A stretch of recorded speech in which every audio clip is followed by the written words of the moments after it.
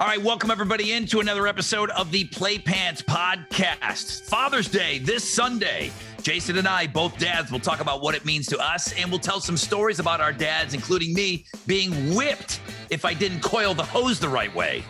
You probably deserved it too, man. Alex Van Halen, his drum set that he played on their 1980 tour just went to auction and got $230,000 for the drum kit, man. That is pretty incredible. What would you consider one of the holy grails of rock and roll memorabilia? And another top five. So Ann Wilson from Heart turned 71. Is she the greatest female rock singer of all time? We will list it out. Let's go. It's time. Put on Play Pants. Find us wherever you listen to podcasts. See us on our YouTube channel and follow our social media pages at PlayPantsPod. Father's Day is this weekend, and you know what? I got to be honest. I like Father's Day because, well, I'm a dad. I love Father's Day. And you know what I want to get every day or every year for Father's Day? Not a damn thing. I want nothing. Well, you've been a dad a long time. I've been a dad. Well, yeah. I mean, my daughter is 22, almost 23 years old. And, my son's almost 13. So, yeah, I've been doing this dad thing for a minute. And I don't want anything. I don't. Don't even waste your time. They'll get me some shorts for running or some stuff like that. But for Father's Day, I'm like, okay, cool. Just let me go do my thing. Let me just wander around and do nothing all day. That's what I want to do, man. What about you? Because you're a dad and you've been doing it for a few years now. For you, what do you want? I'm pretty fresh to this dad thing. So my kid's 3. So it's cool. It's definitely cool being involved in it. I've always been an ambassador for Father's Day, even when I wasn't a dad, meaning I do think dads get the shaft. I agree with you. I think most dads don't really want anything, like Captain Cash, Hal, Yep. He would tell me all the time. He's like, man, just let me use the remote control. Like, let me control the television. And he's always got a million people in and out of his house. And he said that to me years ago. And it didn't really resonate until, that would be awesome. If I could get the couch and the remote and like it was up to me, right, that would be pretty badass. But you're right. I don't want anything, but I do feel dads get the shaft. I honest to God, I do. The Mother's Day thing is always a month out, month and a half out. And then dad's is kind of a week out. And then we got to share it with dads and grads. We don't even get our own sales. Yeah, it's a good point, man. And at the end of the day, mom's get the flowers. The whole tie thing is a cliche. Well, I don't wear ties, I mean, they don't know what to get dad because really dad doesn't. Tools, okay, maybe. But you know what? Let's go just do something fun. I'm always looking for an activity. That's our thing in this house, man. Give us an activity. Let's do an activity. Junk is just junk. It's going to sit on my shelf back there, and I'm never going to care about it. Well, okay, but that's you now. But right. What was Father's Day growing up? What did you guys do at your house? Oh, dude, you know what? We were the worst kids, my brother and I, man. Like we when you're young, and it's different because when you're young and you're dad of a 2-year-old, 3-year-old, 4-year-old, you're getting that cool card that the kid makes, or they make something at school with like a picture, world's greatest dad. And you're like, wow, I am. That's cool. I didn't know that, all that kind of stuff. That part's great. I love that crap. But right now my kid's like, whatever, dad, it's cool, man. Let's go ride bikes or something,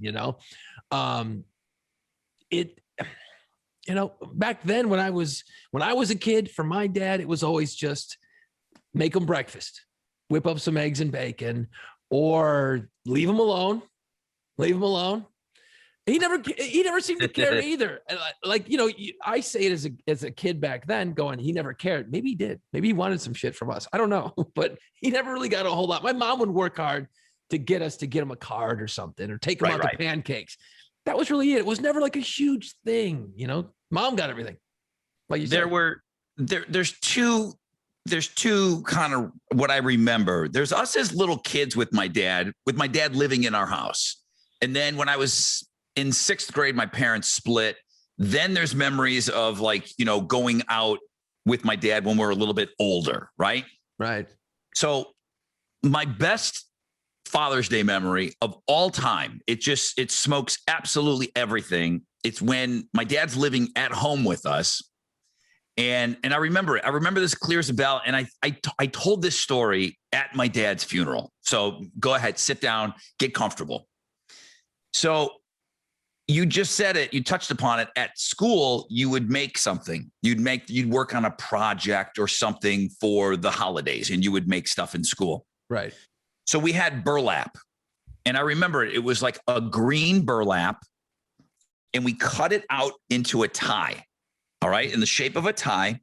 And 2 weeks prior to Father's Day, I brought a note home to my mom. It said, "Don't show your dad, give it to your mom." And it was instructions. Would you please save all of the stamps on all the letters that come to your house?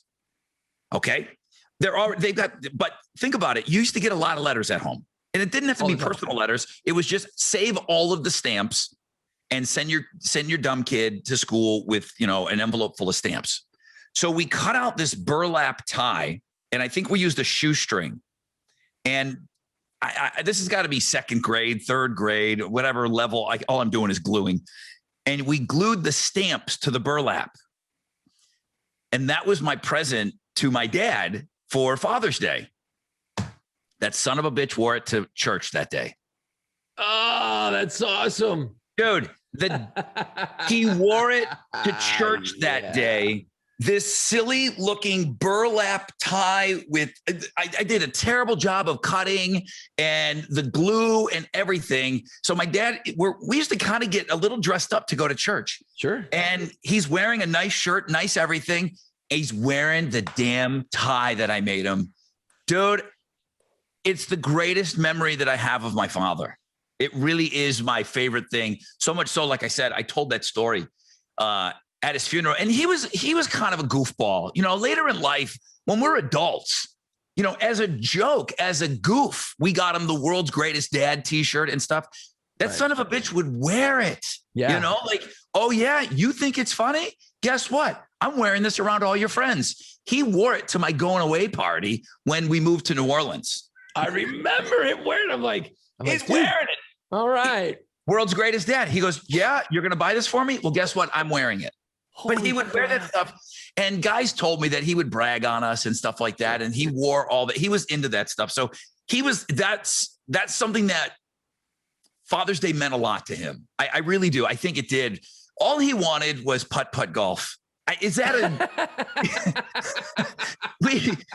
He wanted his 3 dopey kids to go and play putt-putt golf with him because, this time of year back home in Buffalo, it's kind of nice weather. Beautiful. Yeah. And he wanted putt-putt golf, and we'd go to the Spaghetti Warehouse. That was it. Father's Day every year. It was a done deal. We didn't have to get him anything. My dad, he was by himself. He lived alone. He made pretty good money. Anything that he needed to buy, he bought. He didn't need anything from us. So we had to kind of buy him stupid things. Right. But here's me and my brother, and we're just killing each other, hitting each other with the club. My dad did not care. He just wanted to play 9 holes of putt-putt golf with us for Father's Day. It was kind of an important thing for him. Yeah, and we did. At the time, we're like, oh, this is so cheesy because you're already kind of older and you don't even want to be doing this. But it meant a lot to him. And I'm so glad that we did it and we weren't too cool because I was this close to being too cool not to do it. And I would have hated myself if I ever told him no to playing putt-putt golf. I'd be so disappointed in myself, more so than I already am. But see, what you're saying is it's all about the time. It's about time. And you know what? You bring this up with a tie with the stamps. Oh. Now, all of a sudden, I'm thinking all the crap my kids have done for me. My son, he was probably first grade, right? Kind of the same wheelhouse you're talking about, okay? He's almost 13 now. He comes home one day, and it's for Father's Day. They made this thing in school, and it was clay, and he goes, hey, Papa, I made you a pinch pot for Father's Day. And he hands me this ball. You make a clay pot, you fire it in the oven, and then you can use it. Put his thumb in it and just kind of. He took a Play-Doh, basically, or a special Play-Doh, and then mushed it around with his hands. He made like a mini bowl, and he goes, it's a pinch pot. I go, what's a pinch pot? And he goes, it's this. I made it for you. And he's so proud. And he's like, look, I made it for you. I'm like, dude, we're going to use this tonight for the sauce. We made chicken wings, right? So I said, I'll pour all the hot sauce and stuff in your pinch pot. And he's like, oh, his eyes lit up. And I felt like, yeah, this is cool, man. What a cool moment, right? I'm thinking this is going to be great. I get it. We make the chicken wings and he's all into it. And he can't wait, man, to be just as proud as a peacock, man. I pour the hot sauce in the pinch pot. Me being dad, I'm thinking, here we go. Let's go eat. I'm starving. Dude, you can't eat out of that. No, you can. You can? Well, you just dip in it, right? That was my plan. Okay. It's just a little guy too. It's just gonna be for me. All I was right. gonna dip. Yeah, I pour it in. All the hot sauce pours out the bottom. There's tons of cracks in it. It was never. It was made by a first grader. This shit leaked all over the place, down my hand, down my arm. And he goes, oh yeah, well maybe it leaks a little bit, dude. I've got 3 pinch pots. He's made one every year for the first 3. They're sitting in my dishes right now. I go down there and they all leak like a sieve. You know what? I'll never throw those things out. Here's what that is. Yeah, I now I know what a pinch pot is. Right. When I was a kid, I sat Indian style, and you don't sit that way anymore. You sit crisscross applesauce, right? Well, yeah, that makes sense. So a pinch pot, what did I make my parents? Ashtrays.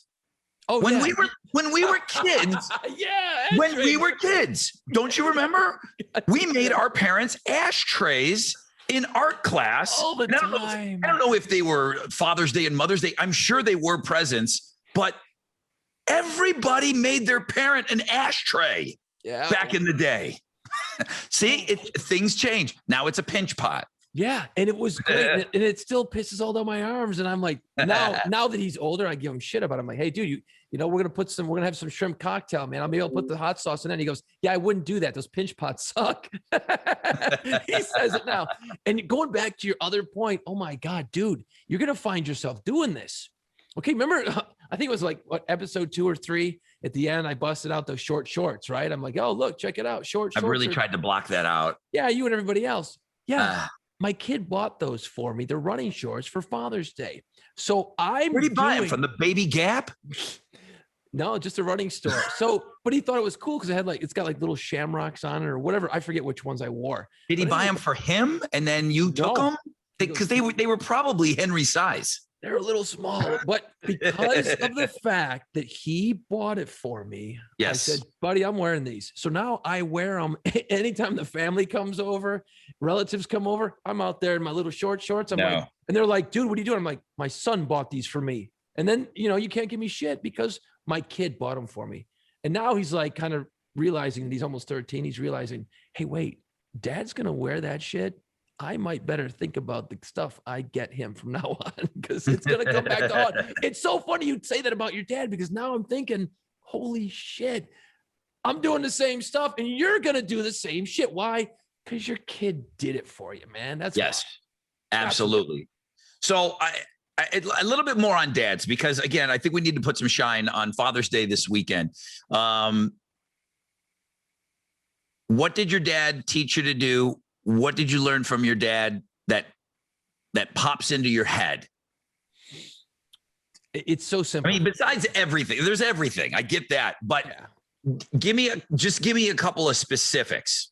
You know what? In my house, and I told this story last week, is that he worked in a garbage dump, which sounds terrible. And sure, it wasn't the greatest job in the world, obviously, but Yeah, but you had all those cool bikes, man. You had all those Right. cool bike parts everywhere. he would bring shit home almost on a daily basis. So it's like every day he came home, hey, Dad, what's up? What you got in the truck?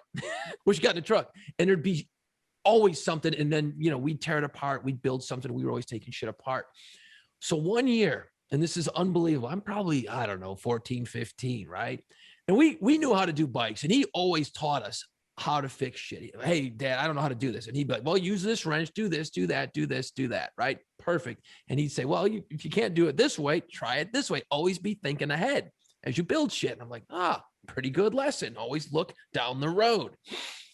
So he brings home this old engine, right? And a really old engine, like off of like an old lawnmower, right? And he's like, well, it's all seized up. We'll see if we can get it going. So we're taking it apart. And he's like, don't lose anything. Don't be a dumbass. We take it apart. And he goes, look, here's what you need to know about engines. You need air, you need gas, and you need spark. He goes, if you got those 3 things, guess what? Your engine's going to run. And I'm like, what? He goes, yeah, that's it. I go, well, shit. Okay. He says, anytime your engine doesn't work, test those 3 things. If you see gasoline squirting into a carburetor, then you know you're getting gas. And then he proceeds to go, come here. So if you've ever taken a spark plug out of a lawnmower, right? It's got the wire that hooks to the end. Yes. You can unscrew it out of the engine, and then where the gap is, right? There's a gap in the end of your spark plug. If you pull the ripcord on your lawnmower, right? The pull handle, right? To start it, the pull cord. Yes. If you do it slowly, you'll see the spark plug, a little blue arc will go between that gap on the end of your spark plug, right? That's how you can check. You can see the spark. Okay, now you got spark, you got gas, you got air, it should run. So what's my dad do? I didn't know any of this, by the way. He goes, and he's dead serious. He's dead fucking serious. And I'm like a sponge. I'm listening to his dad's teaching me, man. Okay, I'm going to learn. Okay. He goes, here's how you check the spark. And he goes, hold on to the end of it right here on the business end where it sparks. He goes, hold on to that. And he pulls the cord. I'm holding on to the part that sparks. It's electricity. And I jump back out of my hand, and he's pissing his pants, laughing his ass off. He goes, see, it's got spark. He goes, that's probably not the way you should test it. He goes, but I just want to see if it worked. So guess what? I learned never touch the end of a spark plug. Okay. You learn a hard lesson, but he taught me that about engines, man. And it taught me the metaphor of always be looking down the road. And Jason is a gearhead, so you got to know this about him. Like, he is car guy. We couldn't be any more different when it comes to this. I had to help my dad on every project, and none of it sunk in to me. I am such a half man when it comes to all of that stuff. He'd send me downstairs and like go, I was his runner, running to go get his tools. And he'd tell me to go get him a 9/16 or whatever and blah, blah. And I'd bring the wrong tool. Then I'd bring 6 of them after a while because I had that look of disgust. I always brought the wrong tool. I never paid attention to anything. There was never a weekend that went by that there wasn't a car on blocks and there was a timing gun going, and there was oil changes. And Uncle Stan was over and they were checking the timing. I feel like timing was a big thing. Do you need to check the timing and a belt and with a gun that with a strobe light? Yeah. And you got to turn the lights off in the garage and everything. Yeah. You got to time it. There was a lot of that going on. And I sat there like a dumb shit and didn't pay attention. I couldn't have been less interested in engines and cars and getting my hands dirty. I was such a disappointment to my dad. I just wasn't. But I'll tell you one thing, and I giggle every time because it plays into my life now. You have a kid, you play outside in the summertime. There's always a hose involved. There's water hose. I cannot put up the water hose without thinking of my own man. Really, really taking the time to show me how to coil up the hose. There was no leaving it all twisted up and it all bunched up and you just left a hose. That was not allowed in my house. No. You'd get one of those on the back of your head. Yeah. My dad was super into a perfectly coiled hose. It had to be right. He wasn't OCD about much. That fucking hose, that thing had to be coiled perfectly. I mean, he wanted it. If you left that hose, or God forbid you didn't coil it up at all, and you just left a hose running through the yard. Nope. You'd be on the business end of the wrong end. I cannot coil a hose to this day without thinking of my old man, just because he was so into it. It was a big deal for him, man. Oh, he was God. like most dads, you had to put your tools back. He was into the tools where they were. The tools kind of had to be in the right spot. But coiling the hose, and I don't know if your dad, well, because you guys were a little bit more handy, but my sister, me, my brother, my dad would tell us, we weren't on the phone with my dad for 5 minutes before he said, how's the oil in the car? How many miles you at right now? Yes. Oh, Dad, my how God. are you, man? Hey, Dad, what's going on, man? You see that Bills game? How many miles on the car right now? What's 3,000 miles, right? We're changing the oil every 3,000 miles. Dad, I'm just talking about the Bills game. How many miles though? Like, you're not over, are you? He was a fucking psycho. 3,000 miles. I know things have changed in years since then. He was a fucking psycho about 3,000 miles. He wouldn't talk to you about anything else until you gave an update on your mileage on your car. Jesus. He said, that's like blood in your body. You got to change the oil. So help me God. If any one of us would have ever seized up an engine, we would have been disowned. Okay. We would have been absolutely disowned. You couldn't talk to my dad without him asking what mileage you're at. How many miles until? Okay, well, wait a minute. The last time we talked, and he would know. He made mental notes, and he knew. He's like, "Hey, you got to be getting close to that oil change, huh? What 50? You got 100 miles to go. When are you getting it done? If you've only got 50 miles, what do you want me to make the appointment for you? I never saw somebody so nuts about every 3,000 miles changing that freaking oil. Well, He was a maniac. You didn't grow up in my house because my dad kept a notebook in his glove compartment. And he would write it down. December 12th, 1978, oil, spark plugs. He had it written down. They're obsessed with it. Dads were obsessed with changing your oil. He made me start doing it. And then he would it's the same concept, dude. We're talking about the same thing here. Literally, we're talking about the same thing. He'd get in my car when I was like 16, 17, open up the glove box. He'd check because, you keep the log in the glove box. Yeah. He looked at it, he goes, what the hell is this? You haven't changed this oil in like 5,000 miles. Same damn. Oh, no. Right. Same so thing. When it's the same thing with the hose. It's like you get one of those in the back of the head. It was, you just had to feed the beast. He wasn't going to talk to you. He needed an oil update. Okay. What? Oh, your mom's on the ground. Okay. But what about the oil first? And then we'll work on that. What, you haven't heard from grandma in a month, but where's your oil? How many miles? And then we'll talk about that. House is on fire. How many miles until your next change? Yeah. No. I'd get I'd be sitting in the car. We'd be going down to do something or we'd go pick up parts for something. And he'd go, so you haven't changed your oil in 5,000 miles. Boy, you got plenty of time to go get ice cream with your buddies. Plenty of time to go hang out. You can change oil pretty quick. What, you don't want to get dirty anymore? What, are you too good for it? Your car's not going to run. And then you're going to call me to come bail your ass out. I'm like, oh my God. Same thing, dude. That's what dads did back then. So bail me out because I've said 3,000 miles. That kind of was an industry standard back in the day, correct? Yeah, if you really wanted to be on top of your game, 3,000, 4,000, 5,000, somewhere in that. We were driving old shitty cars too. So my dad felt it was super important. That was the one thing that we could make these cars last longer. But just bail me out on this because somebody's going to say, well, Rod, you don't need to change your oil that often. Not anymore. You can go. I mean, these synthetic oils, you go forever, right? And the cars are different too, man. But back then, you're talking about V8s. You're talking about like old shitty cars, old station wagons, old vans. I mean, you got to change that shit out, right? That's a different world. And really, at the end of the day, it wasn't super hard to change out, and you do it by yourself, So yeah, one thing that's cool that I remember, Rod, is that my dad brought home that engine. Right, we got it running. We got that engine running. I was talking about a couple minutes ago, right? Got that fucker running. And I'm like, when we pulled that cord and it ran, and it took us a couple of days to get it going, we all just sat there looking around like we just saw the birth of Jesus. It was one of those great moments that holy shit, I don't think my dad realized we were going to get it going. And we just looked at each other like, it's fucking running.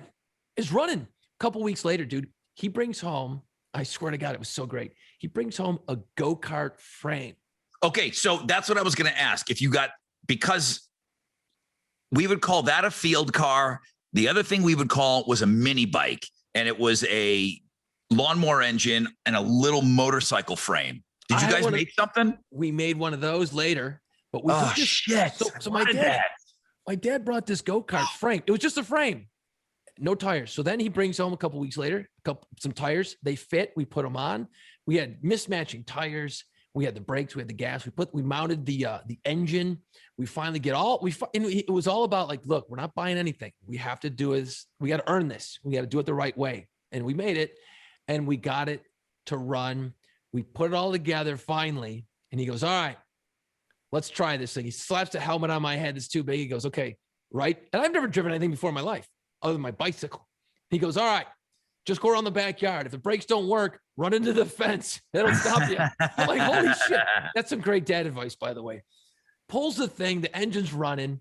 I hit the gas, and I don't know how much is too much and how much is little. I've never driven anything before. I put it right to the ground. The tires start spinning. There's fucking mud. I'm ripping up my dad's backyard, and he was a freak about the grass, right? And I'm fishtailing, and I'm taking off, and I'm hauling ass around doing donuts and shit, and I'm figuring out how to drive. And the look on his face, first of all, he was pissed that I was ripping the shit out of his lawn, but the look of like, oh my God, this works. Holy shit. That's awesome. And it was fast as shit. So we blew up that engine after a couple of days because we just, it was old. Finds another motor. We put that together. It was a bigger engine, a faster go-kart. We got that thing to do about 45 miles an hour. He followed me one time down the street. I'm doing 45. I'm 3 inches above the ground on hacked together bullshit, hoping to crash. And your dad's a part of this. And he's like, and it just whistled. It was so freaking badass, dude. We had that thing tuned up. You're doing 45 miles an hour in a go-kart. That feels like about 100. You know what I mean? Like when you're on a motorcycle, it feels like you're going a lot faster than you really are. Those types of situations. Yeah. That was the coolest. I wish I still had that go-kart because it was just one of those things that we just kept working on. And then it was all about, we got smarter. How can we make it faster? How can we do this? How can we do that? And it got crazy after a while. The kid across the street, his dad was welder, engine guy, that guy. They had the mini bike. They had all that stuff. It was so cool. I mean, it had that like long square seat. Yep. And it just, I wanted one so bad. I knew we didn't have any money. I didn't even ask for one. I guess like, no, they must be rich. They have a piece of shit lawnmower put together, white trash, mini bike, dirt bike for the fields, for the woods. Yep. They must be rich. I can't have one of those. I'm not even going to ask.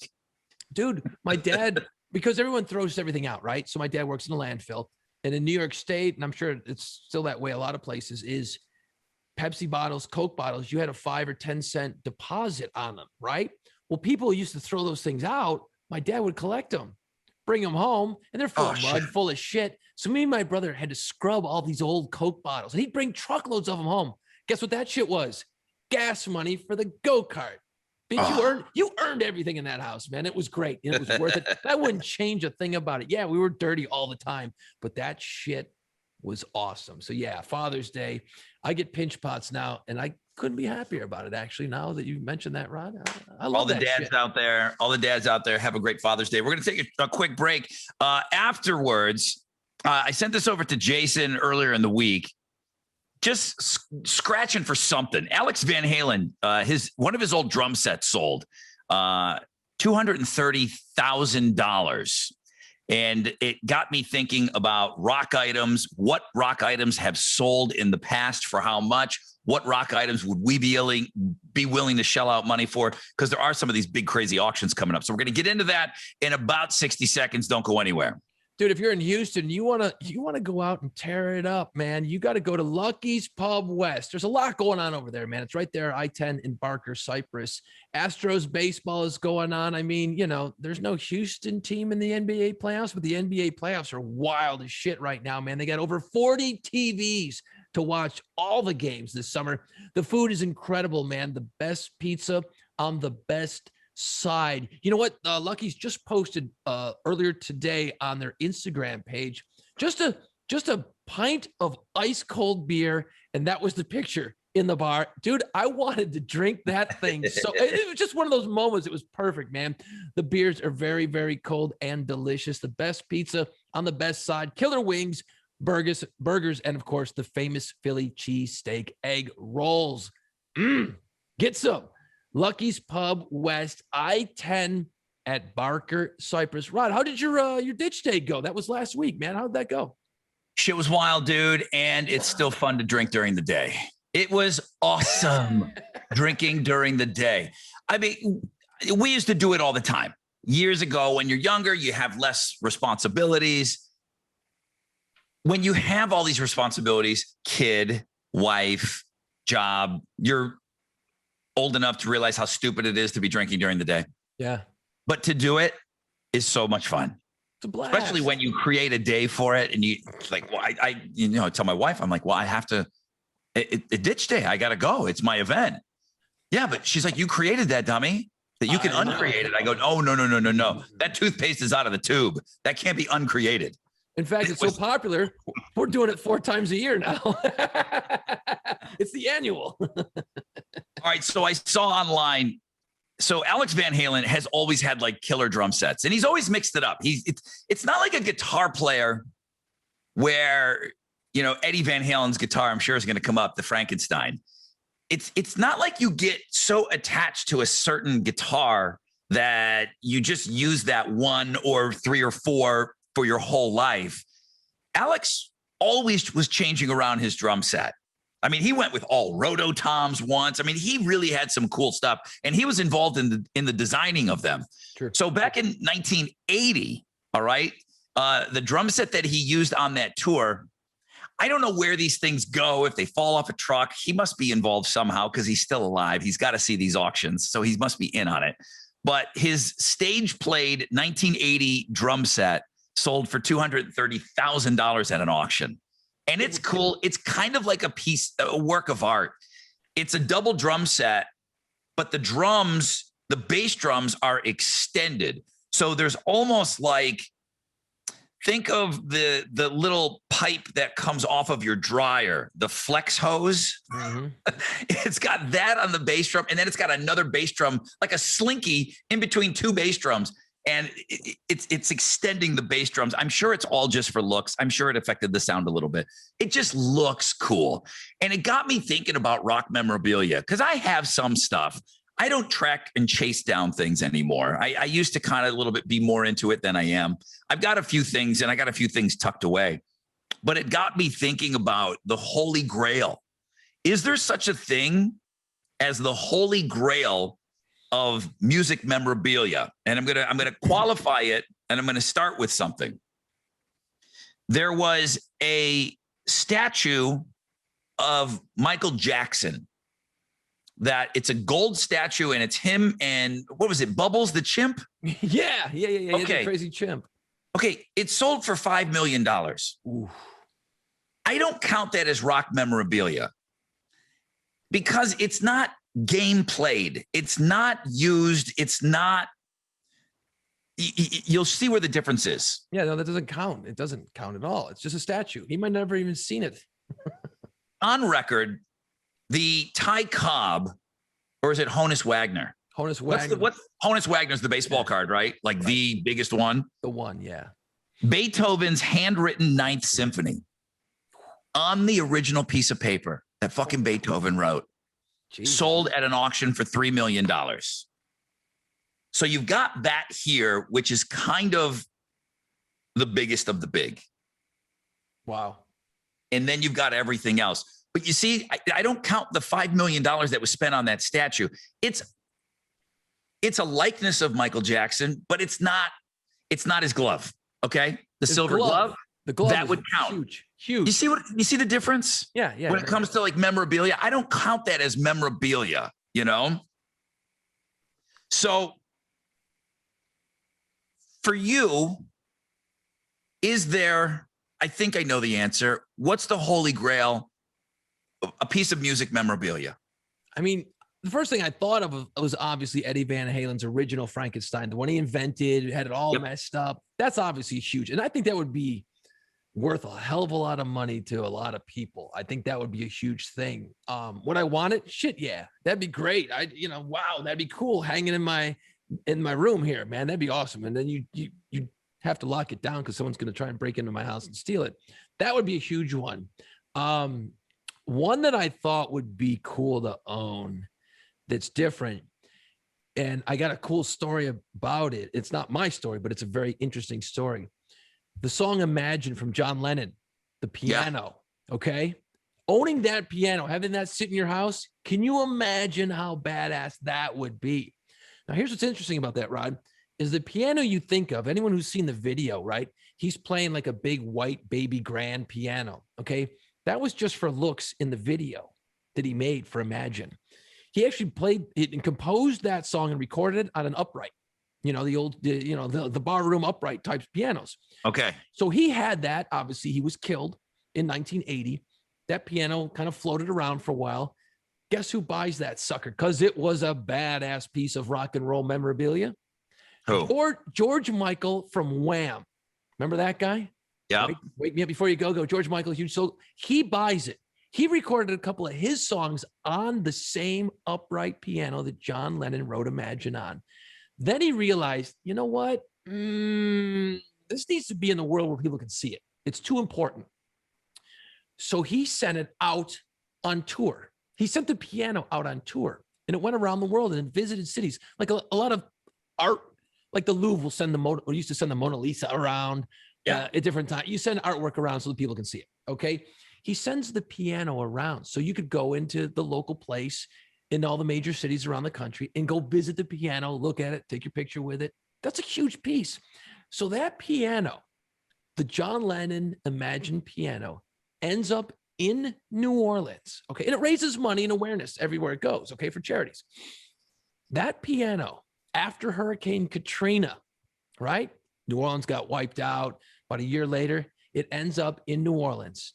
Because after about a year goes by, we're trying to let the world know we're back open for biz.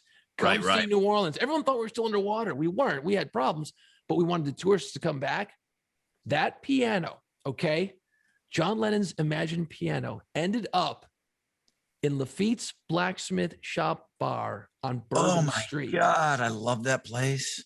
If you've been there, you know what I'm talking about. The old, they call it the oldest bar in America. It's not, but anyway, it's got the fireplace right there. The piano was leaned up against the fireplace. So people, and I think it was like 2006, 2007, something like that. It was there. They got ropes around it and stuff. I mean, you can't go walking up pounding on it. You're not going to go put your purple drink on the top of the thing. You know what I mean? And bang away on it. Stay away from that purple drink. Imagine piano sat in Lafitte's Blacksmith Shop for like a day or two, and then it went on to another city. But it got all this press, and it said, "Hey, look, New Orleans is open." So there's an interesting journey of a very, very cool piece of rock and roll memorabilia. And as far as I know, it's over in England somewhere in a museum now, because George Michael has since passed away. So I thought that was an interesting story, especially with the New Orleans tie-in. It's really cool. Yeah, pretty neat, man. So here's some stuff that's sold, just to give you an idea. For a long time, one of the biggest pieces of rock memorabilia was a Jerry Garcia guitar. He called it the Tiger guitar, and that sold for just about $1 million. The owner of the Colts owns it. Irsay is a huge deadhead. He's a guy from the 70s. He's an old hippie. So you can imagine an Eric Clapton guitar that sold for about $1 million. Some John Lennon handwritten lyrics are privately owned now. This I thought was interesting.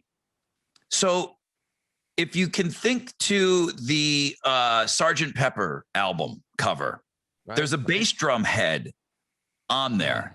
Ooh, that would be cool as shit. Okay. The bass drum head sold for $1,070,000. It was never touched by Ringo. It was never played. It was just painted on and used for the album cover. Yeah. Still, that's the one that they had on one of the greatest albums of all time. That's cool, though. Can you imagine having that one hanging in your house? Yeah, that's cool.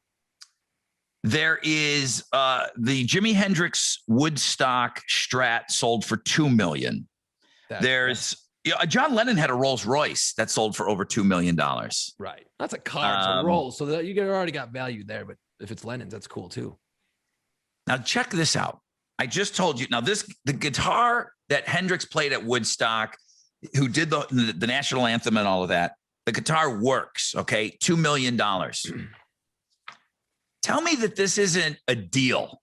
If that guitar went for $2 million, Jimi Hendrix, Monterey Pop Festival, Pete Townsend breaks his guitar. Hendrix wanted to do that, but the Who already did it. Shit, what am I going to do? I'm going to light my guitar on fire. Everybody has seen that famous footage of Jimi Hendrix with the burning guitar. That guitar sold for $312,000. It That's clearly the one you doesn't. want. Isn't that the one you want? That's the one I want hanging up because then you got the. It doesn't work though. Who It cares? doesn't. It's burned. It's. Yeah, that's what's cool about I it, know. dude. Holy shit. That's the I one I thought want. so too. Now that's cool. I like that one. Titanic violin. Come on. Remember, it's been an honor to play with you guys. Yeah, that really happens. That's a real thing that happened. Yeah. $1.17 million for a Titanic violin. Ooh, that's creepy though, man. I wouldn't even think of that as that's that rock memorabilia, but it's a music memorabilia, right? That's really cool and creepy at the same time. Oof. I looked up now. Eddie played a Stratocaster, and they make a copy of it. Right. And I guess if you're in some Van Halen tribute band, it probably would be a must. I know a guy here that has one that does do an Eddie, and he bought it $1,899, $1,899. I've for half a second thought that would look badass on the wall, man. Yeah, it would. That would look really freaking cool. Having that would be very, very cool.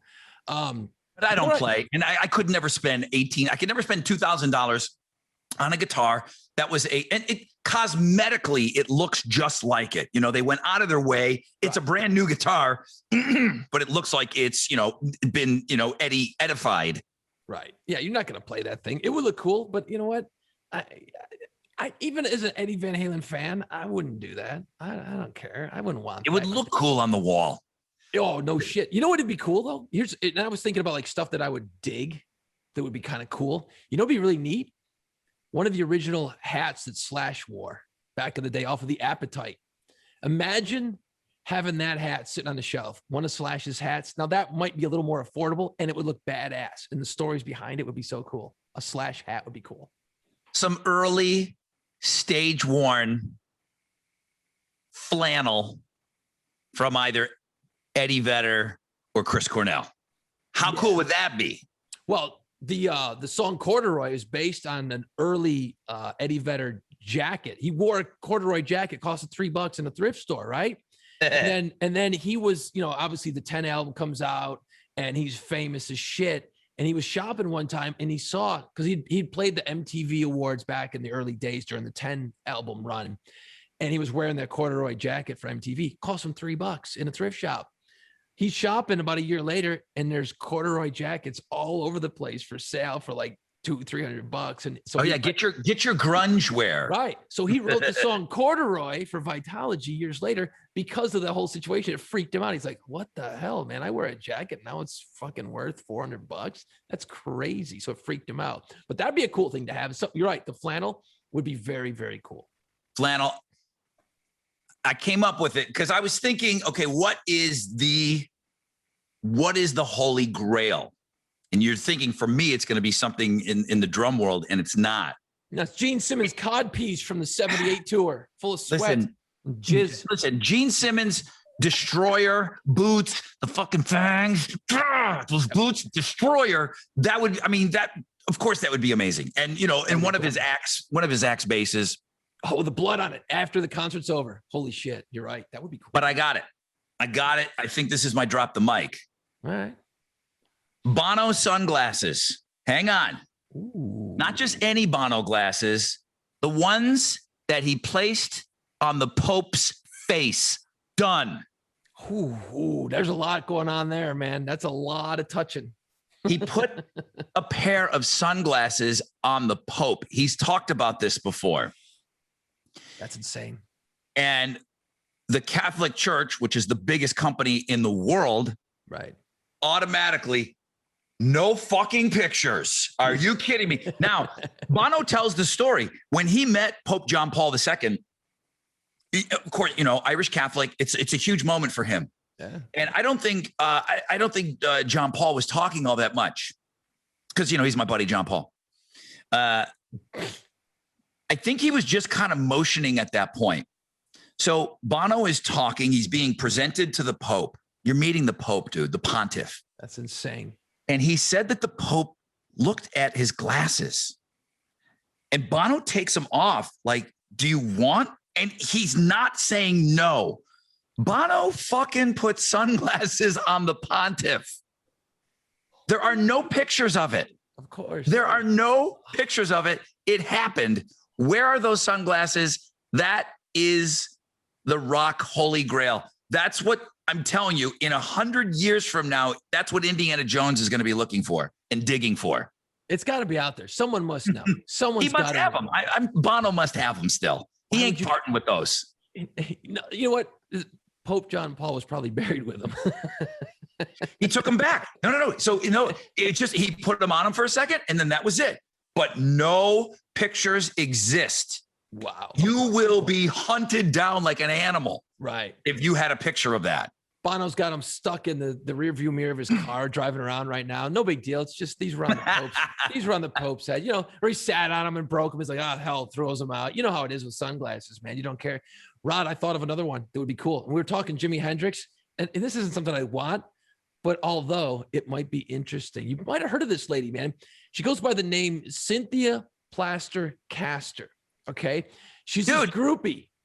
You want Jimi Hendrix's dick? I do. It's awesome. Can you imagine? Can you imagine? Not because I want it. Can you imagine having that in your house going, what do you got? Rod's got a Eddie Van Halen guitar. I got a copy of Jimi Hendrix's cock. Go ahead. Tell the story about this woman so everybody knows who she is. It's like a groupie from the 70s. Yeah. So she was 19 years old and she was a student in college and she was an art student. So the teacher said, hey, listen, we want to teach you how to do plaster, right? So go and put plaster. You need something hard. So you need to make shapes with the plaster. So she's like, I'm a big ass groupie. So she goes out and she starts doing it with her friends, all her male friends. She's getting plaster casts of their dicks, right? And you can't do it soft because it ain't going to do no good. She figures out a way to convince Jimi freaking Hendrix to do this. Dude, there's a ton of rock stars that did it. Yes. Zeppelin, they all did it. It's insane. I don't even know the album offhand. Maybe Rock and Roll All Over. Kiss wrote a song, Plaster Caster. Yeah, Plaster Caster. They wrote a song about it. She goes in and she's got Jimi freaking Hendrix, right? And she does the thing. And she said it was kind of tough to do because his pubes got stuck in the plaster because you got to let it dry. So she had to one by one so that it didn't rip his pubes off his freaking sack. Where are all these rock dicks? So Does she have them still has them, I would imagine. She took them out on tour years ago and showed them around. You could go to and look at a bunch of freaking wangs, and she's got plaster casts of dicks from rock stars. You know what'd be cool though? Like I think handwritten lyrics, like you talked about with Beethoven. Like how cool would it be to have like the lyrics of like Stairway to Heaven or Smells Like Teen Spirit or anything?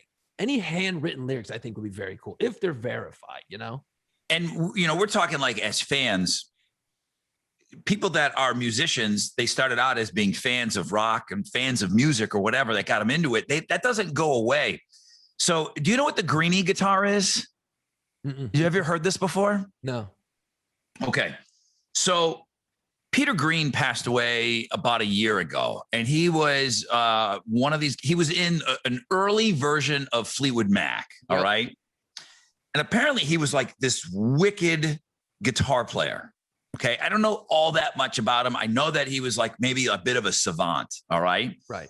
And he's playing this. And if you talk to guitar players, it's a 1959 Les Paul. And I don't know if there's not that many of them left around, but Peter Green wrote amazing songs on this. He was friends with a guy by the name of Gary Moore. Gary Moore is an Irish rocker. Right. He had a big solo career, but he started out in Thin Lizzy. He's friends with Peter Green, and Peter Green, I think, kind of gave it to him. And Gary Moore's like, I got to give you something. He gave him a minimum amount of money for this thing. So now Gary Moore owns this Peter Green guitar. And Gary Moore really is like in the guitar world. He is a sick fucking guitar player. Right. I mean, crazy. If you look up, because most people probably will go look up videos of him. He's like guitar face guy. I mean, he's the crazy, makes the faces, but he sings too and plays. Right. He's awesome. He's super awesome. Well, then it kind of becomes known as the Greenie, and it does got a weird green hue to it. Mm-hmm. Kirk Hammett owns that guitar. Really? He bought it off of Gary Moore. He wanted it. He wanted the Greenie. And the rumor is he paid upwards of $2 million for it.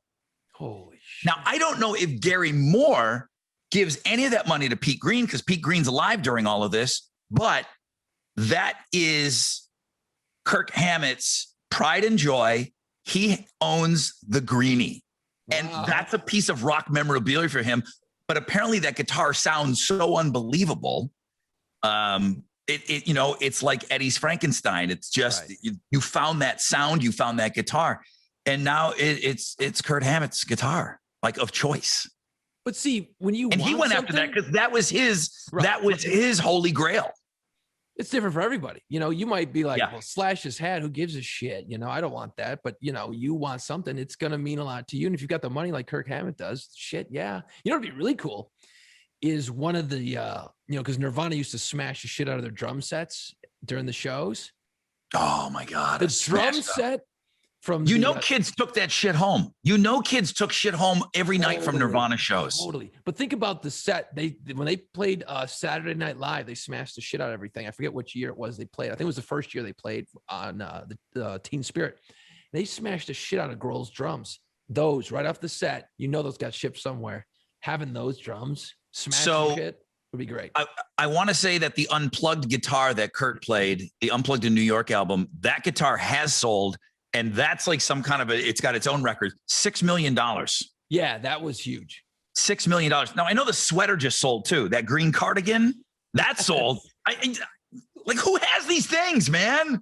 But the guitar, $6 million. And then, I don't know the price, but I know that, remember the song You're So Vain, Carly Simon wrote, and it's always been like, who's it about? Yeah, right. And so people paid her all this crazy money. I think it might have been Irsay from the Colts who bought in on this deal too. And she would whisper it in your ear who it was about. And then you're sworn to secrecy. You can't tell anybody. I'm like, well, that seems like a waste of money and I'd heard and read recently that it's actually about 3 different guys. She just combined it all together. So it's like, oh, there's no fucking mystery, man. I thought it was about Mick Jagger. I thought it was about Warren Beatty or somebody. It's not. I found a guy, and I get it. Memorabilia and autographed. I kind of put those in 2 different categories.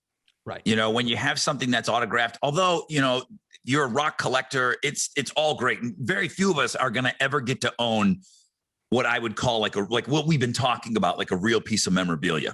Right. As close as we can get, usually us, is maybe buying something that your favorite artist has touched and signed, So I came across this guy years ago, and he was going through some kind of a divorce, and he didn't want his wife to, he ran an autograph business. All right. Everything signed. It came with a piece of paper. This is the authenticity of it, and blah, blah, blah, and all this. Right. I come across this guy through a friend. I get a call. I was like, Rod, I know this is crazy, but this guy, he's got to unload all this stuff. Okay. These things, Pink Floyd, Bob Dylan, Springsteen, The Who, Zeppelin, Van Halen. Whoa, Van Halen? Hang on a second. What do you got? What are we talking here? What has he got? Right. He's got guitars. He's got all the paperwork for it. He's got to unload them. Jesus. He goes, these things are worth $3,000. He's got the paperwork. They're all $3,000. I'm like, what's he looking for? He's like, he's got to get rid of them. He needs like $300 for a guitar. He's got to get rid of this stuff. I'm like, show me the certificate. Okay. I got to see this thing. So I see the certificate and it looks legit. It looks really good. I plunk down some change and I buy a ton of these things and I have them just sitting. I have exactly one sitting out. Okay. It's a Van Halen one. I knew the story before I did what I'm about to show you. Hang on. All right. So Rod's gonna go. If you watch this on YouTube, you can see the video of this, but we'll try and describe the guitar as much as possible. They're always kind of. Oh, it's a fake. It's a fake. It's I know. a fake. Oh, good Lord. It's a All fake. right. I can tell already it's a fake. No, I'm kidding. Now, anytime you ever see an autographed guitar, Right. I don't know a whole lot about guitars, but it's going to be a Fender fucking Squire, Oh, which I got means- them all over my room right now. which means it's a $110 guitar. Right. I don't even know that Eddie would take the time to sign a Fender Squire. Okay. Would they ever sign something they don't endorse or play? Now, some Like- do, some will. I wasn't sure. So I put that stupid Van Halen sticker on there. So that just comes off because that's on the fretboard. Right. This- Plastic. This is a Van Halen signed guitar, Sammy Hagar era. I looked up all of the autographs, Mhm. and I'm sorry if you're just listening to the podcast. I'm showing this on our YouTube, but they all look really legit. All right, Well, that's cool. Shit. Okay. Man. That's awesome. dude. The whole band. I bought Springsteen, The Who, Dylan. I bought all these things. So the paperwork looks great. I don't know this. I don't know this guy from Vegas from anybody. Okay. Oh, boy. Here I we don't go. know. Here we go. Oh, The price, $3,025. It's the Whoa. appraisal. It's the Oh. appraisal. It's stamped. It's got certificate of authenticity. There's one of those little shiny stickers on there. Who knows? Oh, no, you couldn't print that out at home on your computer at all, Rod. You're right. You could never do that. You're Now- right. You could never do that. That's got to be legit, man. I still bought this stuff. Okay. It looks cool as shit. I still bought this stuff. Now, let me tell you my story. This is my boss, our old boss, Dave. The story's coming to me secondhand from some guy that used to work for Warner Brothers. He is a huge Van Halen fan. He knows our old boss is a huge Van Halen fan. He's sharing a little bit of backstage action for him, right? He's like, dude, man, I'm a young guy. I'm on the road. I'm working for Warner Brothers. I get to go around with Van Halen for a couple of cities. Okay, this is going to be a great story, man. This is going to be awesome. So backstage, Van Halen used to party, and that's all true. All of those stories are true, according to this guy. There's a row of guitars like the one I'm showing you. Okay. There's a table full of them, and each guy is to go by and sign his name on each guitar. Well, fucking Dave's got 3 chicks swinging off of his dick, and Eddie's doing this, and Lord knows what those guys are doing. They're not hitting every guitar. Okay. Of course. So, distractions. There's distractions back there, right? So there they are. They're signing everything, and they're just, they're kind of going through the motions or whatever. And then boom, they go into another room. This is where the guy telling the story to our boss comes in. He said, I go backstage and I walk in the room, and there is the road manager filling in the blanks. He had everybody's signature down to a T. Yep. He had every guy's signature down, and he went in and fixed every guitar. And the guy now is looking mortified. And the manager just looked at him and just gave him a shit ass, like, don't ever tell this story. Jesus. So like I'm talking to you right now, I'm out at some radio convention or something. I'm retelling this story.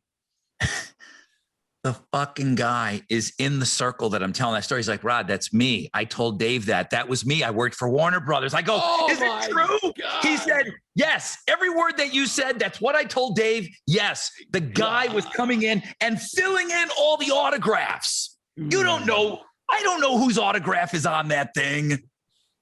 Nor does the guy that appraised it. Bob, the road manager. That's who did it, man.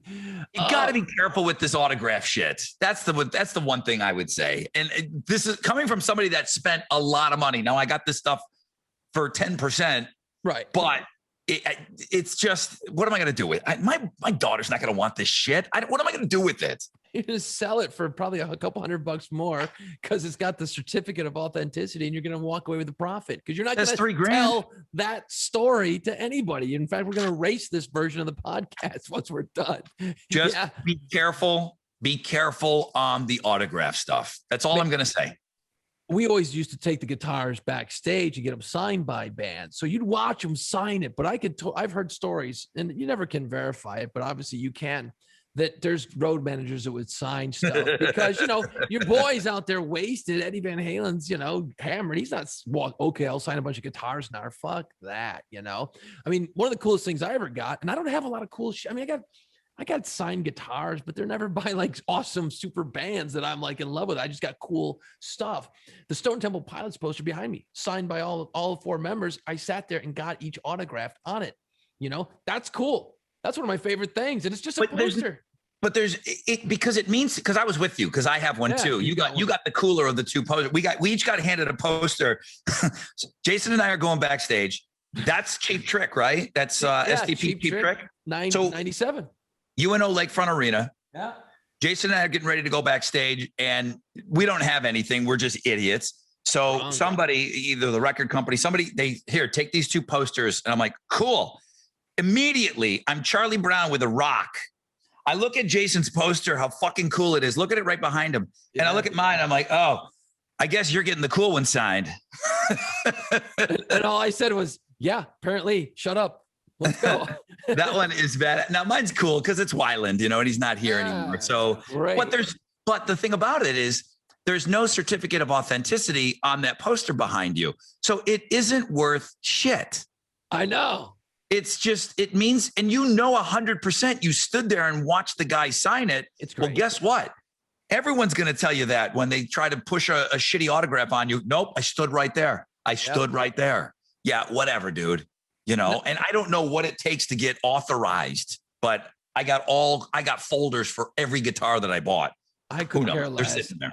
I don't even care, man. It was the experience. I remember the experience. Yeah. It means that when I listen to Stone Temple Pilots songs, I'm a huge fan still. I think about the concert. I think about the opportunity I had to go backstage. I mean, that's what it's about. I'm not an autograph chaser. I don't really give a shit. Oh, I guess I'm getting the shitty poster. You did. And apparently, you got some road manager to sign your damn guitars. So good luck with those, buddy. Shut the fuck up, dude. Those are real, man. I mean, you can look up autographs online. Yeah. Yeah. I've done the same. So, and I've looked at Eddie. The only one I care about is Eddie, Sammy. I love Sammy. I love the band. I love everything about it. But I want that Eddie to be real. I want him to have touched that guitar, I don't know. Well, I don't know. If you got people over your house, you got it hung up. They coming through. You're having some beers. Oh yeah, and this is my office. This is where I do all my stuff for my radio show. And people are gonna be like, "Holy shit, a signed Van Halen guitar!" And you're just gonna go, "Yeah, dude, totally." That's what you're gonna say. But yeah, it's not dude, the same. Totally. But you know what a big difference is, and we get a little spoiled. There's a great story. You're talking about that, and I keep pointing that poster behind you because it's so fucking cool. Yeah. But you got it signed. There's something. I wasn't there when that was signed. They didn't sign it for me. It doesn't need to say To Rod on it, but there's a big difference in, I got 2 things signed here, and I'm kind of like you. I don't ask a whole lot of people for autographs, but I did get the opportunity to do a couple of fun things years ago. And I knew Earl Campbell was going to be at this event.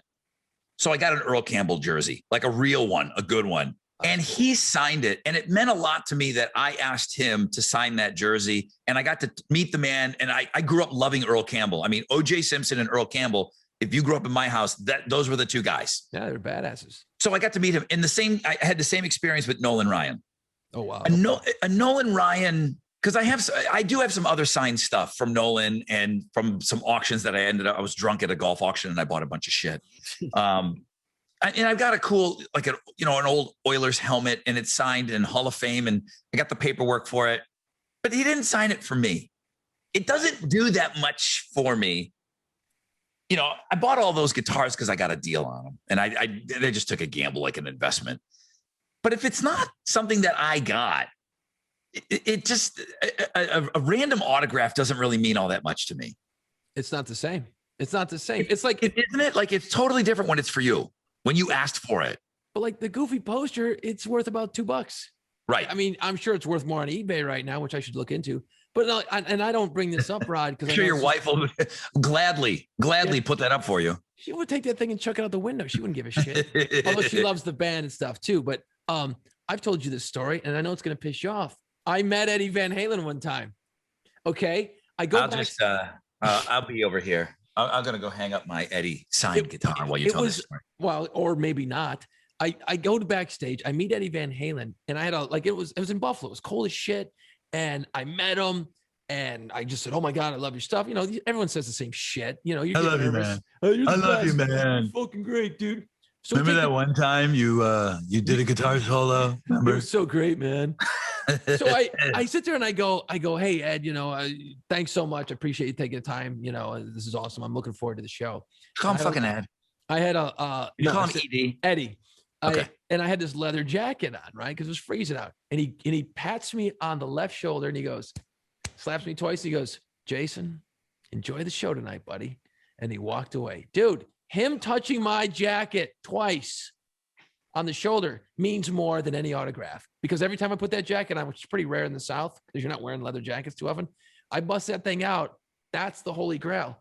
It means shit to anybody else, but I will tell that fucking story to anybody who will listen when I got that jacket on, because it's freaking awesome. And I can feel it. I remember it. It just brings it back. It's a great memory. You know, it's one of those things to buy it. And then I know there's a lot of auction or autograph hounds that like buy all that shit on eBay. And I'm like, no, thanks. Don't care. If it wasn't for me, I don't really get too excited. Right. Yeah. I'm kind of the same way with that. It doesn't. Well, listen, we got to take a short break, but we haven't done our top 5 yet. No, we get wandering all over the road here, man. We're like two drunk guys in a bar without booze. It's weird. I can't imagine if we did this one day. You know what we got to do? And I've been thinking about this, and I haven't even, you know what? Why not just bring it up like we used to do on the radio show? We would come up with ideas on the air and then have to go fucking do it. Dude, run this shit by me when we're not on the air. No, I'm going to go old school like we used to do. You'd be like, what is this genius idea? You're like, asshole, wait till we're off the air to tell us this shit. No, dude, I got to come to Houston. We got to do this podcast one time at Lucky's Pub. Oh, geez. We should fucking do this at Lucky's one day. Tell people to come by. We'll drink beers and we'll just fucking talk about, you know, we'll just take questions about radio, about rock and roll, about all the shit that we don't come up with. And we'll have some stuff prepared. Dude, I'm going to have to come to Houston. We should do that. I can see the questions now. Hey, Rod, if you like that shirt so much you're wearing, why don't you buy the rest of it? Ha ha ha. I wasn't even, and I'll wear my shorts. I'll wear my shorts. It'd be great. It'd be a lot of fun, dude. Those aren't allowed. There's a sign right at the door at Lucky's, those little nut hugger shorts. I mean, your nuts are screaming in those. You can't wear those. Actually, they feel pretty good. Well, Rod, coming up, our top 5 list, we're going to go through, and this is going to be fun, man. Our top 5 favorite female singers. Wow. Rock world, right? Is that what we agree? Because, you know, yeah, Adele's absolutely great, but I don't think Adele counts. Okay. No. All right. So we'll do that in just a second. Hey man, if you're planning a road trip, and I've got to get to New Orleans soon. I really do. If you're planning a road trip to New Orleans, be sure and spend some time with the Pirates of the Quarter. So I've had a couple of people email me and they say, okay, they're not, number one, they're listening to the podcast. And whatever I'm doing in these commercials, I should be charging a premium fee for this live endorsement. Yeah. But whatever I'm doing during these commercials, it's got people wanting to take this tour. So let me tell you about it if you're hearing about it for the first time. PiratesOfTheQuarter.com, at Pirates of the Quarter on social media. So you can learn a lot by checking these guys out on social media. But no doubt about it, the most unique walking tour in the French Quarter. And I'll just say this. And Jason gets mad. I don't like to shit on other tours, but what they talk about and what they do and the stories that they're telling you are real. What are you whipping out your sandwich board right now? No, I got a poster, man. They sent me a poster, so I'm holding it up. We don't have like a video editor, so I gotta go old school and hold up the fucking poster. So the most unique walking tour in the French Quarter. The Pirates, they've been awarded the Traveler's Choice Award by TripAdvisor. And the last 2 years. So discover pirate history. This is real history, things that happened, where you're standing, where you're walking.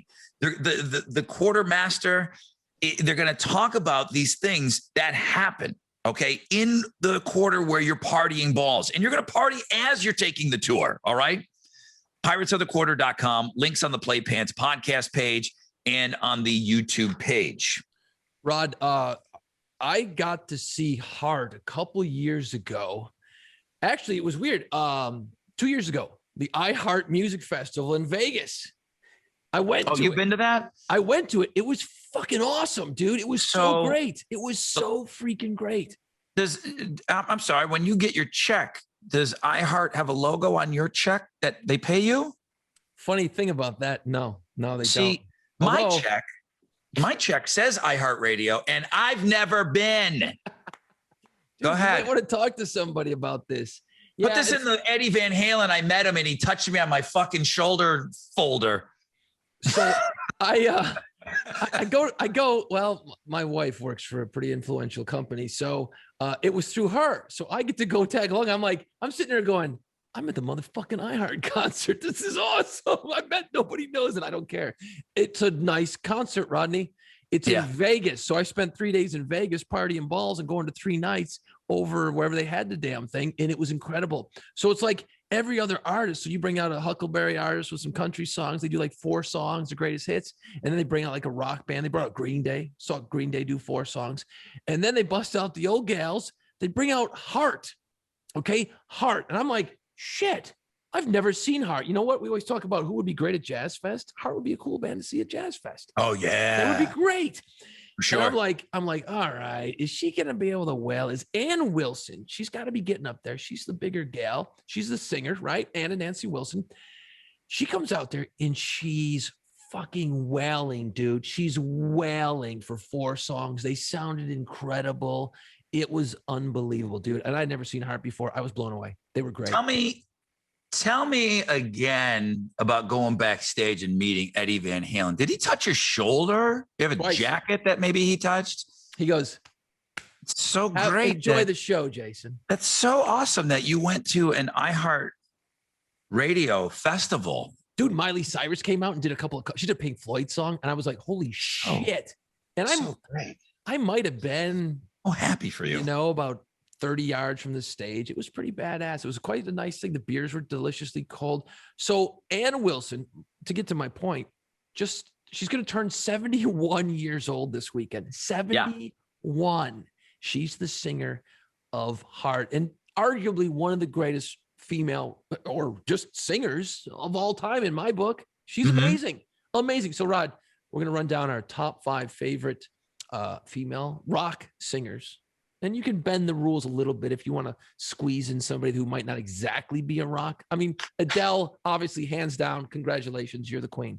You know what I mean? Because her shit is unbelievable. Unbelievable. Well, agreed. And then I also, so Aretha, that's tough because I'm not. We did this with B.B. King and Eddie Van Halen. How the fuck are you going to compare those two? Who's a better guitar player, B.B. King or Eddie Van Halen? Come on. It's why we go down our favorite. We use the word favorite. It's not the best. It's just one who you like. You know what I mean? I love Aretha. I love Etta James. I love all these great vocalists. You know, all of them. Unbelievable. As with all of our lists, I thought they were very I thought this was very difficult to do. I'll get right into it and I'll go with number 5 because I feel like I had to have somebody current in there. I felt I had to put somebody current in there. So then I really struggled. And don't think I'm telling you, I was close on Miley Cyrus. I was close on Evanescence. I got real close on all this stuff. Oh yeah, Amy Lee. Yeah, she's great. I went Lizzie Hale in at number 5. Yeah. Holy shit. Now I have seen her live. Okay.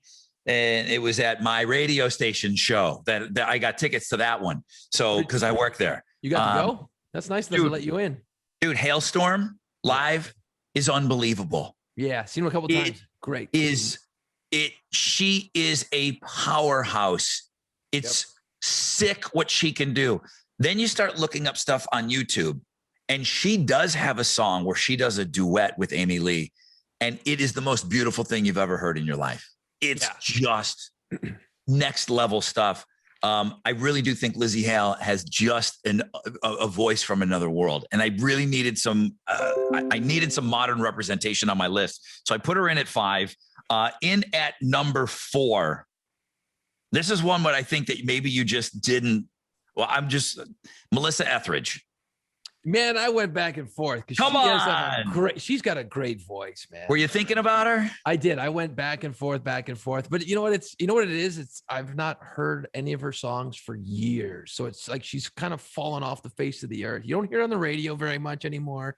She's not top of mind. So I think, you go back and you listen to her shit, I'm going to go, oh yeah, I should have put Melissa Etheridge on the list because she just has that cool, raspy-ish voice. Unbelievable. She can wail. She can wail. And I don't want to ruin it. I don't have Janis Joplin on my list. I fucking can't stand it. I cannot stand her voice, dude. Fired. I can't get into it. She should have played her back in the day. There were talks of Melissa playing Janis in a movie. Should have happened. I don't know where that happened, where that crumbled, because there was like 3 different actresses all talking about playing this role, and none of them happened. And I thought it was going to be miserable if it wasn't Melissa Etheridge. She deserved it, and I'm sure she's past the window of playing that part. Way past the window, unfortunately. All right, she's my number 4. My number 3 is Stevie Nicks. Interesting. She is great.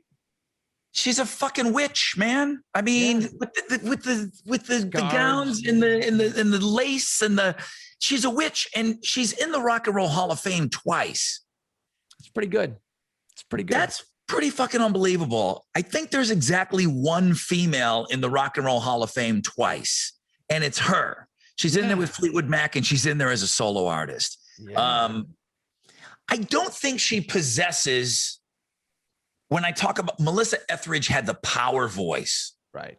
Melissa could power through songs, and it was and she had soul, and she played guitar too. So there was she just was an unbelievable threat. I've never felt that way about Stevie Nicks, but I put her in there, and I don't know if I had to give her some consideration because she's just an amazing songwriter, and she's just been on so many hit songs that I felt like it would have been ridiculous, a female rock singer list and Stevie Nicks not being on there. I didn't even want to take the emails.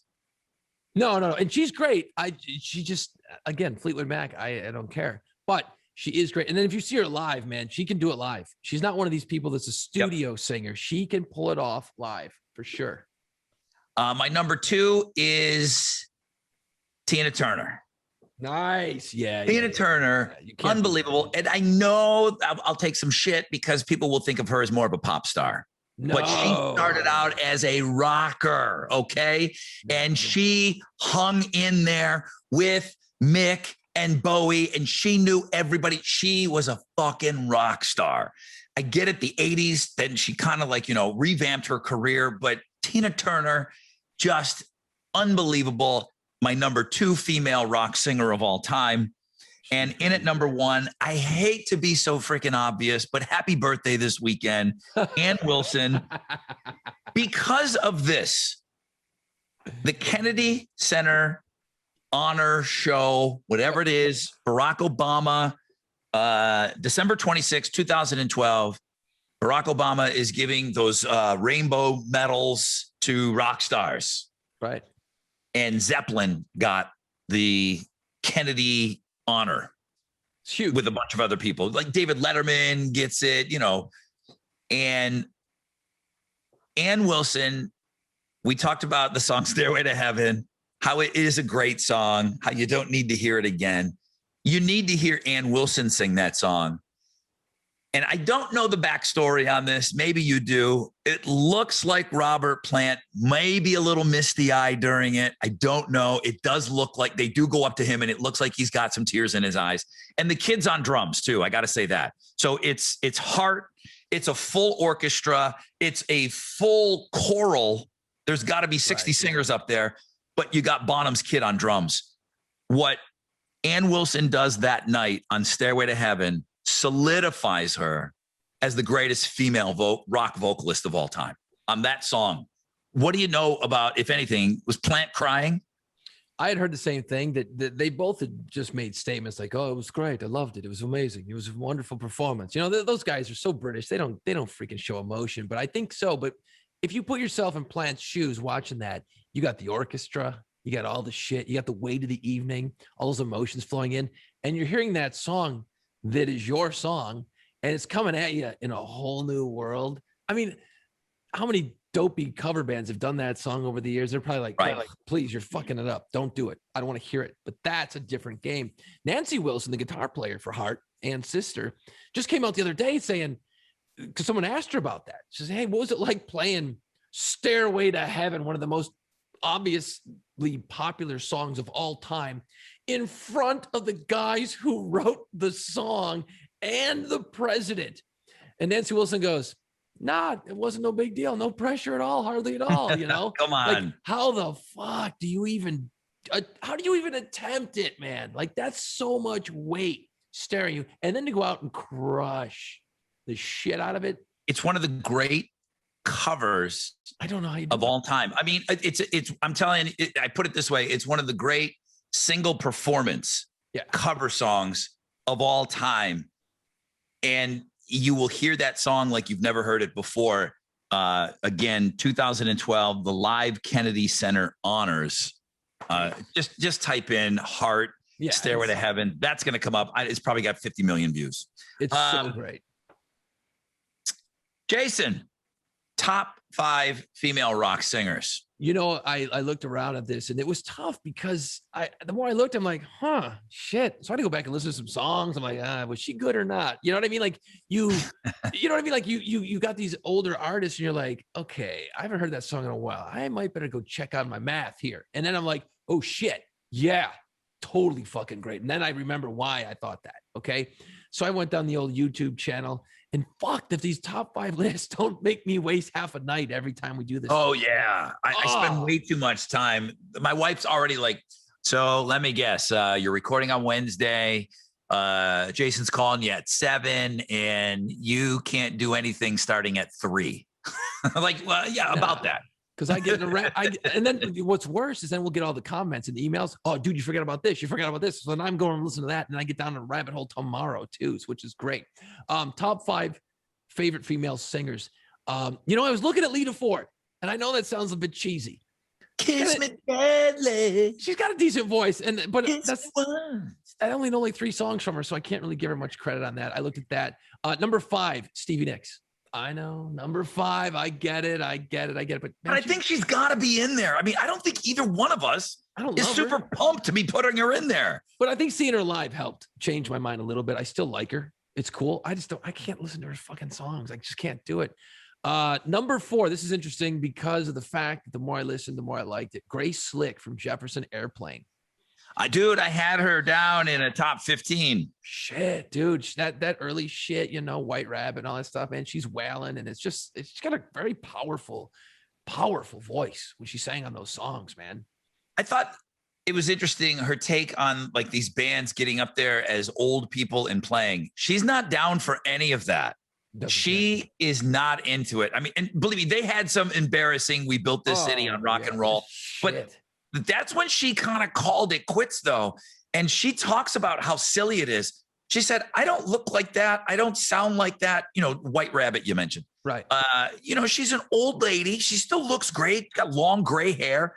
She just had no interest in keeping things going on a classic hits tour. She didn't want to get old. She didn't want to grow old on stage. Nope. And you know what? You know what that does? And that's fine. That's fine. You've got the memory of what she was back in the 60s, and that works for her. Think about it. Yep. That's pretty cool, man. Yeah, she was great. I put it number 3.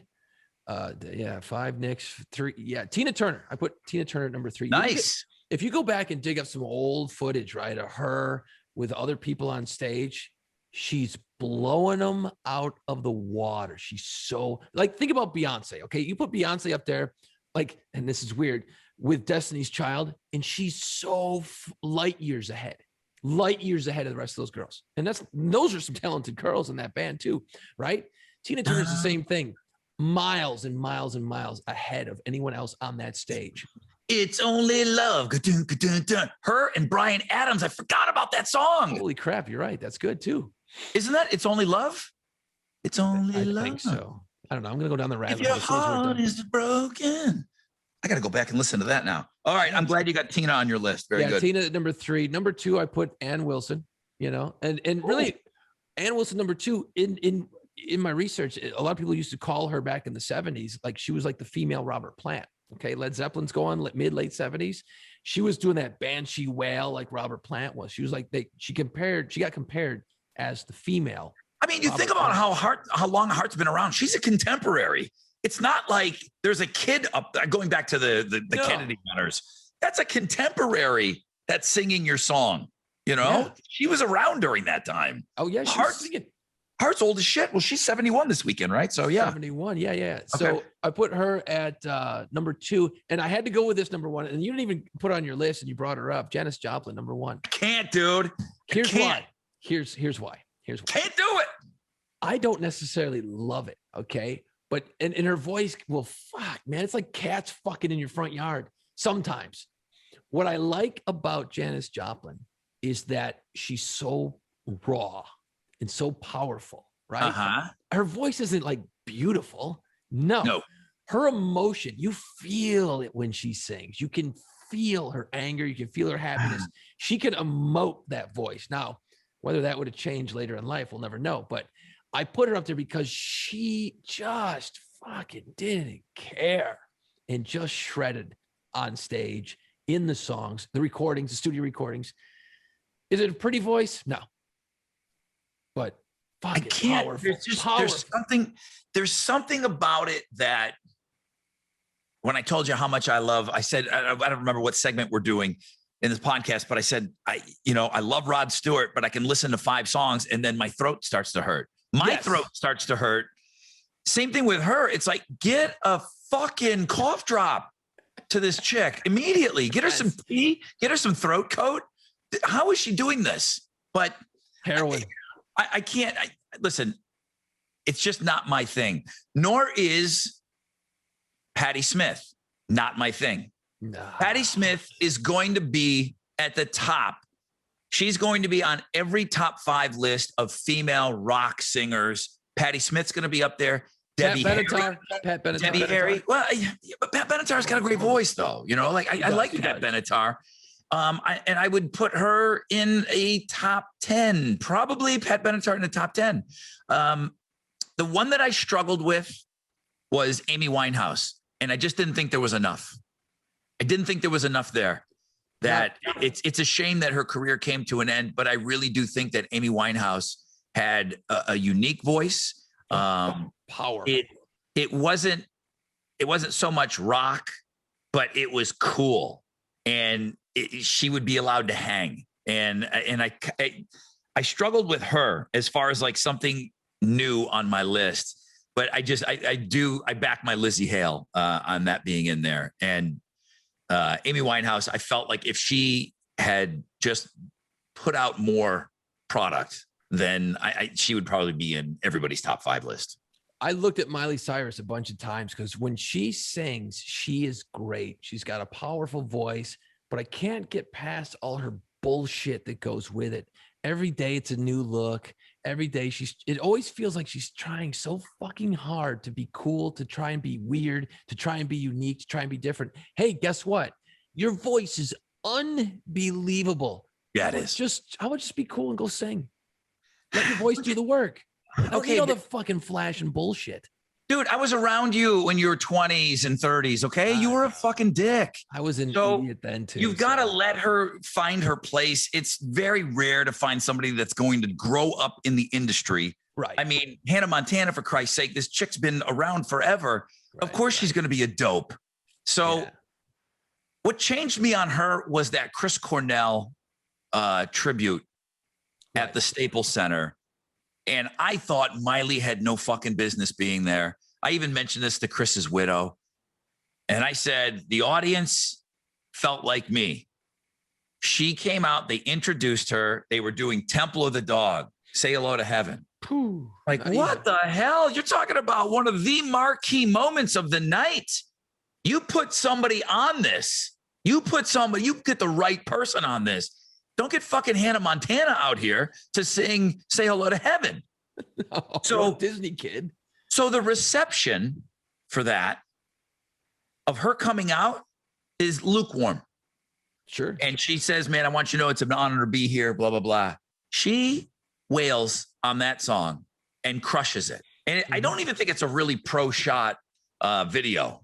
The big mystery is that ever going to be put out for us to see? Right. But whatever video is available on YouTube of her singing "Say Hello to Heaven," and then the audience reacting to her afterwards, dude, it's not the same. It's not the same audience. It's not the same person. No. They accepted her only because her voice is so scary good. So good. In fact, I don't know if I mentioned this earlier, Rod, but I was at the iHeartRadio Festival in Vegas a couple of years ago. You fuckface. And I got to see her. She came out, did 4 songs. She did a couple originals, and she did a Pink Floyd cover. I can't remember which one it was. You know, the beers were flowing at the iHeartRadio Festival, Rod. And dude, I just remember like, everyone's looking around going, holy, because the same thing. I'm like, I was thinking about going and getting beers. I'm like, fuck Miley Cyrus. I don't even see this Disney chick. I'm like, I don't know. But I'm like, well, Party in the USA is kind of fun. So I'll stick around for a minute. And I'm glad I did because she was unbelievable on the stage. And when she busted out the Pink Floyd cover, I'm like, oh, holy shit. Everyone's looking around in the place, right? All us radio insiders, we're all looking around, right? And we're like, holy fuck, she's nailing it. She's nailing it. And it's unbelievable. So you got to try and get to one of these things, man. It's pretty fun, actually. It's cool. Thanks, bro. All right. I thought that was a pretty good list, man. I thought that Yeah, I'm gonna have to go down a rabbit hole now and go back and listen to Melissa Etheridge for sure, man. I forgot how great she was. What was that like? Well, she was coming up during the mid '90s too. If she had all her hits, "Come to My Window" and all that shit. So you had an alternative all going. So there's a lot going on there. And Lilith Fair and all that bullshit. Yeah. All the chicks. Rod, any final thoughts? Because I've got one, but it's not a thought; it's a question. So if you want to hit me first, go for it. My final thought, it happened to me this week, and you're the worst human being on the planet. I'm using my directional. I want to get over to the right. There's plenty of room for me to get over to the right. Right. And you fucking hit the gas. Oh, I fucking hate that. It's just you're a horrible human being. I hate to go out on a fucking bummer, but it's happened to everybody. Sure. But when you see that turd speeding up as soon as you want to get over, not cool, man. Not cool. So I don't give the bird, okay? But I give the stink eye, and I look over and I give him the thumbs down. That's worse. I give him the thumbs down. I'm like, that's it. You know what? I wanted to get over. I mean, it didn't ruin my day. I don't drive around in the heavy traffic here in Houston. Oh my God. But I saw this fucker speed up when there was plenty of room. So I made sure that I looked at him. I'm driving and I'm looking. I'm like, you better look. You better look over here. He looked over at me and I thought I was going to maybe flip him off. I'm like, I'm not flip off guy. What if my kid was in the car? My kid wasn't in the car. But what if my kid was in the car? I kind of, that did cross my mind. So I looked over at him and I just thumbs down. Oh, that's worse. I'd be bummed out. So I hope you're listening to the podcast.